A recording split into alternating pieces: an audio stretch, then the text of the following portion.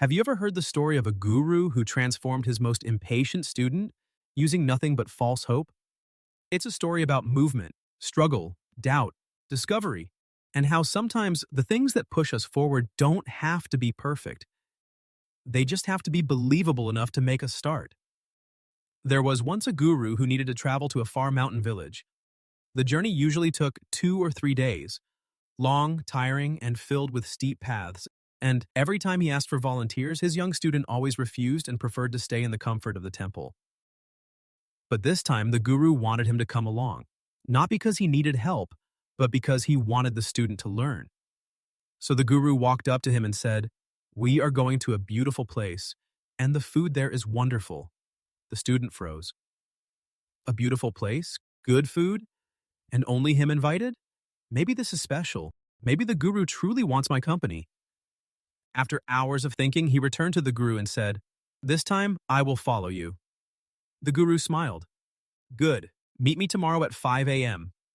The next morning, the student arrived early, full of excitement and curiosity. They began walking. After 10 miles, the student couldn't hold it anymore. "Guru, when will we arrive?" The guru smiled gently. "Soon." So they continued. After another 8 miles, the student complained again. "Guru, you said soon, but we've been walking forever. Are you sure this is the correct path?" The guru nodded. "Let's ask the villagers." They approached a small village, and the local people said, "You're on the right track. Just a couple more miles. You'll reach the mountain village in no time." Hearing this, the student felt relieved. But after another 5 miles, the student's doubt returned. "Guru, can we trust what they told us?" The guru looked at the horizon and pointed. "Yes, because from here, I can finally see the mountain village." Filled with excitement, the student ran ahead, and at last they reached the destination. In the village, the guru helped the locals, and the student followed. Still confused in his mind. "This is not what I imagined," he thought silently. The guru said beautiful place and good food, but this is just a simple mountain village. When their work was done, the villagers brought their best food as a form of gratitude. They laughed together, shared stories, and surrounded the guru and the student with warmth and appreciation. And before they went to sleep, with tired bodies and full hearts, the student whispered, "Guru, this is a beautiful place, and the food is good."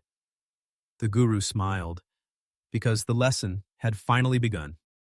There are 3 powerful lessons about false hope that we can learn from this story. Lesson number 1. False hope creates movement. The student would never have left the temple if the guru told him the truth. This trip is long, tiring, and difficult. He would have refused instantly. So the guru used false hope to give the student a picture of the future that felt exciting. That's how humans work. Every action you take in life starts in your mind long before it becomes real. We don't move because of the present. We move because of the future we imagine. Think about it. No one starts a business because success is guaranteed. They start because they imagine the day their business thrives.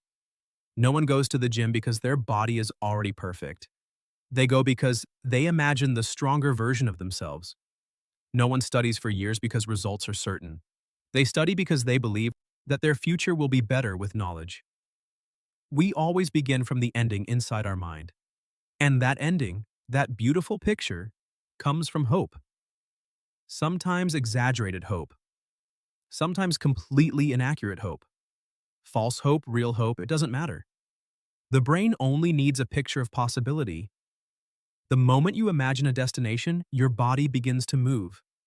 That's why hopeless people feel stuck. It's not because they lack ability, it's because they cannot see a future worth moving toward. False hope gives you that future. Even if the picture is imperfect, it still gives your mind a destination. And once the destination exists, your body begins to move. Slowly but surely. Movement doesn't start from certainty, it starts from imagination. Lesson number 2. False hope gives you strength during hard times. The long journey, the doubt, the frustration. Those were the student's hardships. And every time he wanted to quit, the guru gave him false hope. Soon. Just a couple more miles. Not because it was literally true, but because the student needed strength. Life works the same way. There will always be times when logic says, stop trying, give up, this isn't working. Moments when the pressure is too heavy, when the results don't match the effort, when everything you're doing seems pointless. And it's in these moments that most people break. Not because they're weak, but because they no longer see a reason to keep going. That's where false hope becomes powerful.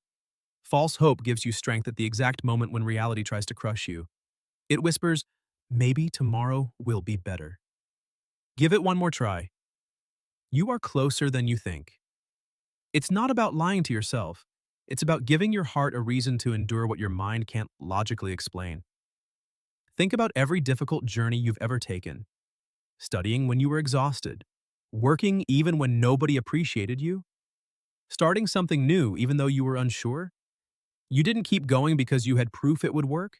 You kept going because you believed, even if the belief was unrealistic, even if it was nothing more than a feeling, that there was something better on the other side. That tiny spark of maybe is stronger than most people realize.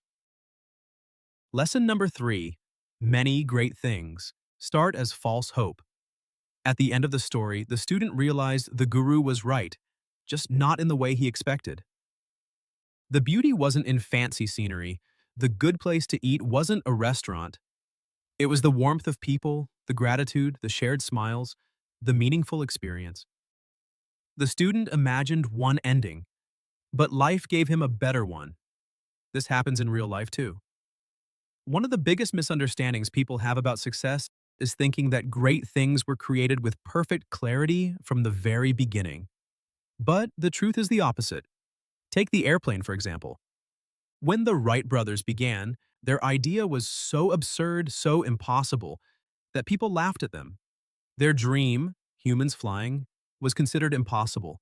Their idea was, at best, false hope, a vision that existed only in the imagination of two bicycle mechanics.